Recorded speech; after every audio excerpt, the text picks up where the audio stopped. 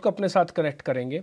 शरद हमको ये बताने वाले हैं कि लॉजिस्टिक, ऑटो, मैन्युफैक्चरिंग में ऐसा क्या हो रहा है कि मार्केट में बज़ चल रहा है कि इन 3 सेगमेंट के शेयर्स चल सकते हैं। शरद, ओवर टू यू, आप अपनी रिसर्च के ज़रिए बताइए।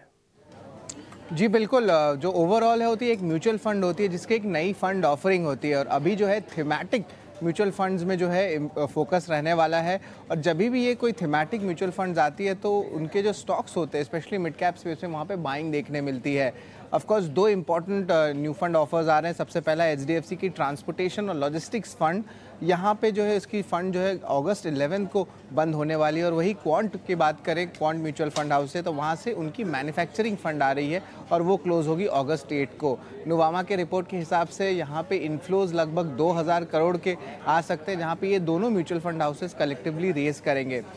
लेकिन ये मिड कैप के कौन से स्टॉक्स है जो सारे जो स्कीम्स ऑलरेडी एग्जिस्टिंग है उस पर क्या होते हैं इम्पैक्ट, वो देखेंगे। और यहाँ पे सबसे पहले ट्रांसपोर्टेशन और लॉजिस्टिक्स की स्टॉक्स के बारे में बात करते हैं, जहाँ पे CI automotive, Jamna auto, Motherson, Sumi wiring, VRL logistics और कॉनकोर जैसे स्टॉक्स हैं। ये जो सारे स्टॉक्स हैं ये आपके जो है सारे जो स्कीम्स है ट्रांसपोर्टेशन और लॉजिस्टिक्स के, ऑफकोर्स जो निफ्टी ऑटो के जितने भी ऑटो स्टॉक्स है वो भी इंक्लूडेड है इसमें।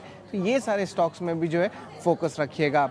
अब बात करेंगे मैन्युफैक्चरिंग फंड्स में, उसमें जो है सिर्फ जो थीमेटिक फंड में ये कौन से मिड कैप नाम आ रहे हैं, सारे सेगमेंट्स में हमने रिसर्च किया और हमने पता चला कि Samvardhana Motherson international, AI engineering, Schaeffler India, Whirlpool, United Breweries, ऐसे दिग्गज मिड कैप स्टॉक्स जो हैं हमारे सारे फंड्स में देखने मिले हैं। तो हमने बात कर ली स्टॉक्स जो मिड कैप स्पेस में इन सारे फंड्स में, लेकिन अभी तक जो फंड्स आए हैं उनका क्या परफॉर्मेंस रहा ये इंपॉर्टेंट है।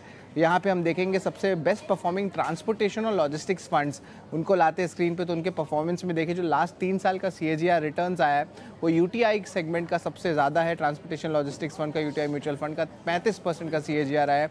हालांकि बंधन और ICICI प्रू का डेटा जो है सिर्फ 6 महीने तक का है और 18 से लेकर 22% तक का रिटर्न्स देखने मिला है।